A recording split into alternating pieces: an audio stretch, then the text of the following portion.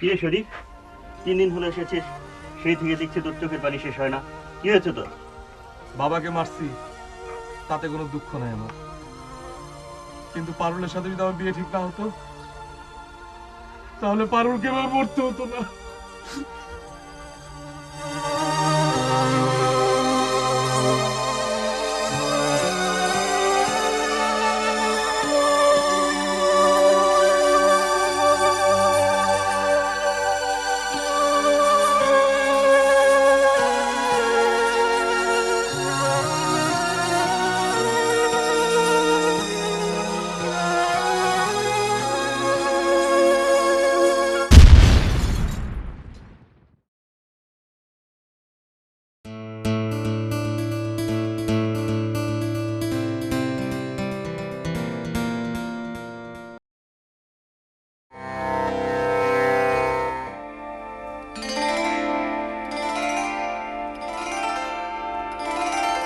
তাহলে বেশ সাহেব, ইনশাআল্লাহ আমাদের মধ্যে বিয়ের কথা বলতে আর কিছু বাকি রইল না। না ভাই, রইল না। আলহামদুলিল্লাহ ভাই সাহেব, আলহামদুলিল্লাহ। তাহলে সামনে রজব মাসেই বিয়ে হবে ইনশাআল্লাহ। আসি তাহলে ভাই সাহেব, আসসালামু আলাইকুম।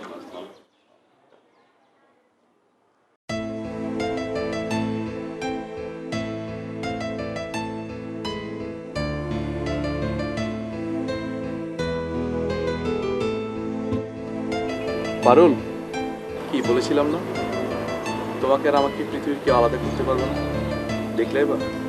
জি দেখলাম, আপনি তো একদম একজন গণক মানুষ। এই তো, তুমি বোঝো বলেই ভাল লাগে। যাও, তোমার খালি কেমন কথা। ধুর, চলো যাই। আরে শোনো শোনো, আসল কথাই তো বলা হয়নি। একদিন কিন্তু এই ছাদেই তোমার আমার মিলন হবে।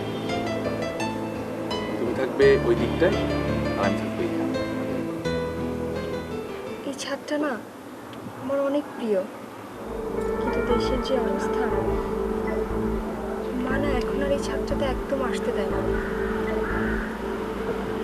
চলো যাই, মা ডাকবে।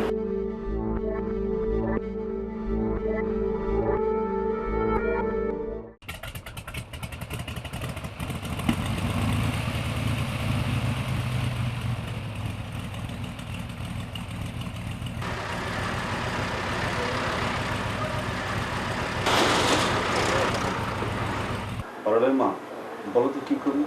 দেশে তো যুদ্ধ শুরু হয়ে গেল। কি করবেন? আমার মাথায় তো কিছুই আসতেছে না। দেখি শরীফের বাবার সাথে কথা বলে নেই, ওনাকে তো আবার পাওয়া যায় না। উনি নাকি এখন মিলিটারির সাথে থাকে।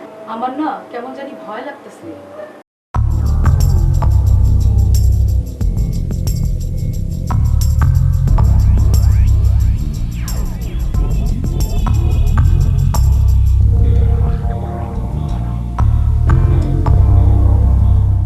अस्सलाम वालेकुम सर।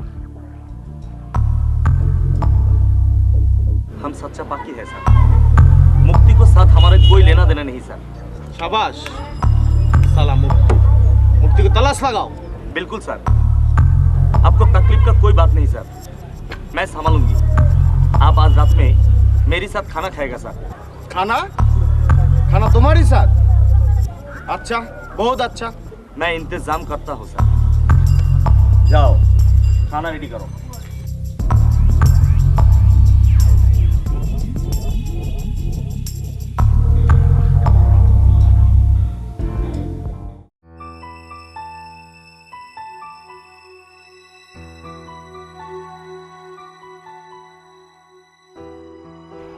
আসসালামু আলাইকুম ভাই সাহেব, वालेकुम सलाम। কেমন আছেন? আলহামদুলিল্লাহ। দেশের অবস্থা তো ভালো না ভাই সাহেব, বিয়ের কি করবেন? অবশ্যই ভাই সাহেব, অবশ্যই। আমাদের মেজর সাহেব এসে গেছেন, বিয়েতে তিনিও থাকবেন। আজ রাতে আমার বাড়িতে চলে আসবেন। ও, পারুলকে সাথে নিয়ে আসবেন। মেজর সাহেব দোয়া করে দিবেন।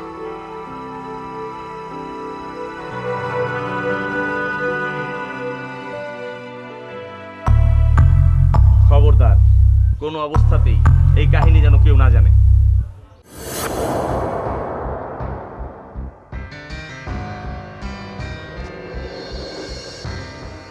खाना बहुत अच्छा हुआ। कौन बनाया? उसको बेटी बनाया सर। बुलाओ उसको। पारुल, बेटी, सर बुलाया। उसकी बेटी पारुल सर, मेरी ছেলের বউ।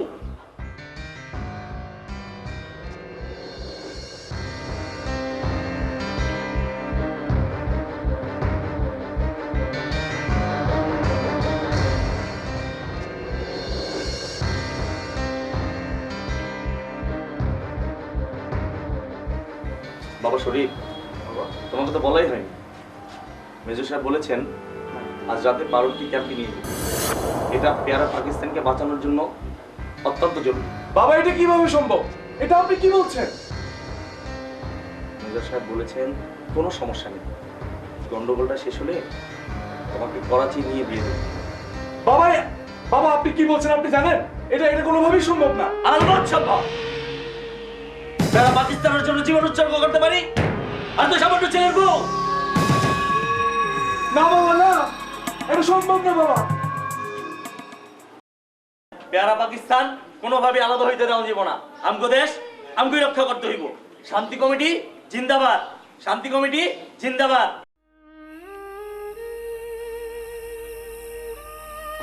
আমার না কেন যেন ভালো লাগছে না। শরীফের বাবা শান্তি কমিটি বানিয়েছে, নিজের দেশের সাথে বেইমানি। আমি এই বিয়ে বন্ধ করে দেব। বলেন কি, বিয়ে ভেঙে দিলে মেয়ের কি হবে? অনেক কিছুর জন্য অনেক কিছু ভাঙতে হয়, যেমন নিজেদের জন্য এদেশ ভাঙবো, এটা যারা চায় না আমরাও তাদের চাই না। শরীফের বাবা পাকিস্তানিদের সাথে কাজ করছে, আমরা চাই জয় বাংলা।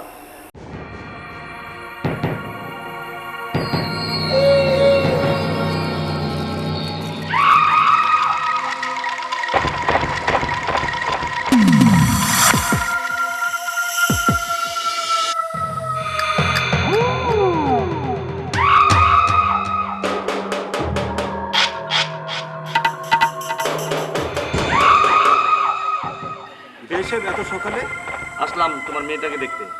মেজর সাহেব নাকি তারে দেখবো। কি বলেন বিআই সাহেব? মেজর সাহেব ওকে দেখবে? ওই সব তোর বুঝতে হইব না, সব মেজর সাহেবই বুঝবো। সর।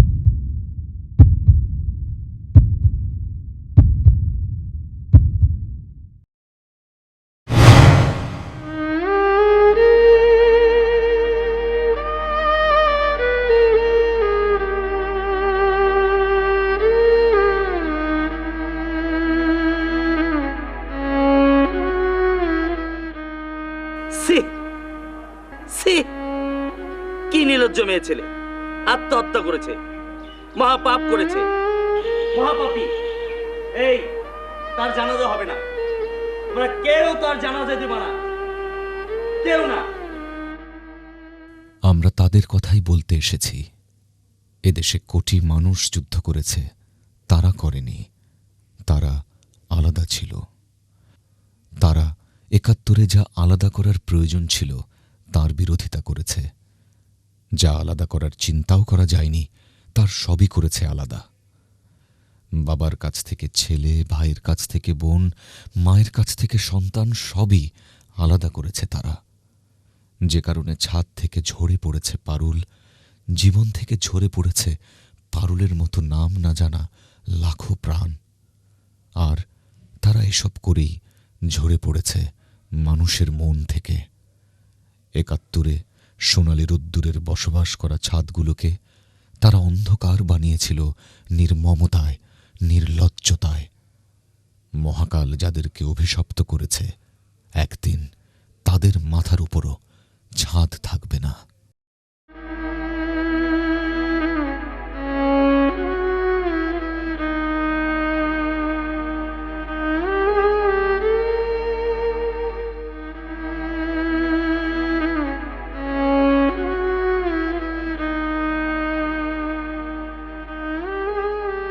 কত শত মুখ,